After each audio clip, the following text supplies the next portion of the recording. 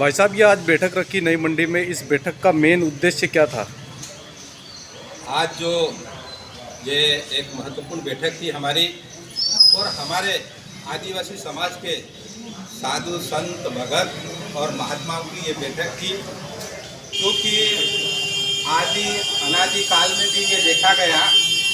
जब भी इस देश पर या संसार में किसी भी प्रकार की विपत्तियां आई, आपत्तियां आई, दुख आए या संक्रमण हुआ, कोई भी प्रकार की बीमारियां आई, देश को नुकसान हो रहा था, मानव मात्र के ऊपर प्रकोप हो रहा है, ऐसे समय में या चाहे गुलामी का समय हो, ऐसे समय में या समाज में बिखराव हुआ हो, ऐसे समय में हमारे भारत देश में हमारे साधु महात्मा संतों ने ही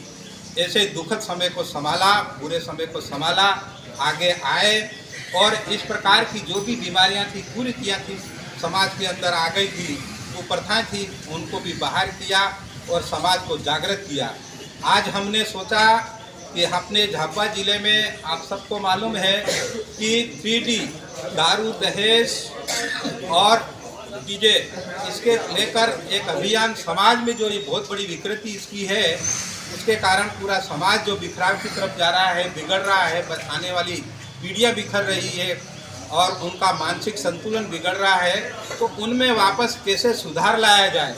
ये विचार किया गया कि हम क्यों ना हमारे साधु महात्माओं से आशीर्वाद प्राप्त करें और उनका आशीर्वाद हमें प्राप्त हो, हमारे समाज को प्राप्त हो।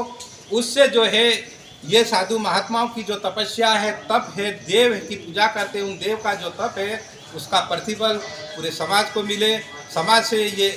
अन्य प्रकार की जो कुरीतियां हैं, प्रथाएं हैं, इनकी समाप्ति हो, उसके लिए आज ये बैठक यहाँ पर रखी गई थी। आने वाले आज आपकी बैठक में संत जो इकट्ठे हुए हैं, यहाँ संतों को लेकर आप क्या संदेश दे रहे हैं? हम संतों को लेकर ये संदेश देना चाहते हैं कि संत महात्मा हमें गांव-गांव में आपके बहुत सारे चेले हैं, चपाटे हैं, कई शिष्य हैं, प्रत्येक गांव में आप घूमते हैं और ज्ञान की बातें करते हैं, धर्म की बातें करते हैं, हर प्रकार की समाज को जागृत करने की बातें करते हैं। हम इनसे अपेक्षा रखते हैं, महात्माओं से अपेक्षा रखते हैं कि आप जो है सारे समाज में जो कुरीतियाँ फैल रही है उनको दूर करने के लिए हमारा सहयोग करें और आगे आएँ और समाज को जागृत करें, ये आपसे हमारी अपेक्षा है। मिशन 3D अभियान में जो आप ये बैठक करी है, तो संत उसमें क्या करेंगे इसके बाद? हाँ, इसमें अभी जो है आने वाला समय हमारा त्योहारों का समय है। अभी गणेश चतुर्थी से लेकर दीपावली तक सारे हमारे हिंदू परंपराओं में या आदिवासी समाज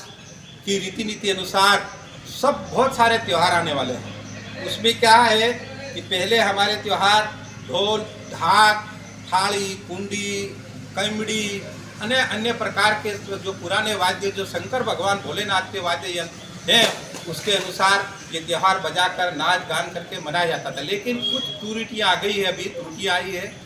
अनेक प्रकार के दूसरे ऐसे अश्लील गीतों वाले वाद्य यंत्र पैदा हो गए हैं, तो उनको इन त्योहारों में उनका उपयोग ना हो। जैसे उदाहरण के लिए कि डीजे, जैसे हमारे डीएम साहब माने कि झाबुआ जिले के दंडाधिकारी कलेक्टर महोदया ने बिल्कुल इन चीज़ों के ऊपर प्रतिबंध लगा दिया है। डीजे, बैंड या यहाँ तक कि जो है अपने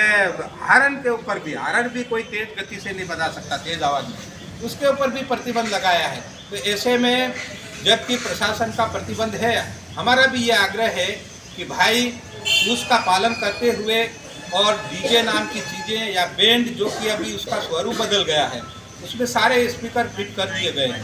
उनको बंद करें और किसी को आरती करना है, भजन करना है, जो भी करना है तो ये भूंगले लगावें, लाउड स्पीकर कम आवाज़ जो मापदंड दिया है उसके अनुसार चलाए, उसमें कोई दिक्कत नहीं है। लेकिन जो हमारी संस्कृति को नष्ट करने वाली चीज़ें हैं, समाज को ख़त्म करने वाली चीज़ें, उनके ऊपर पूर्ण प्रतिबंध रहेगा। ऐसा हमने महात्माओं के माध्यम से भी जो है प्रचार प्रसार शुरू किया है आज। ठीक है।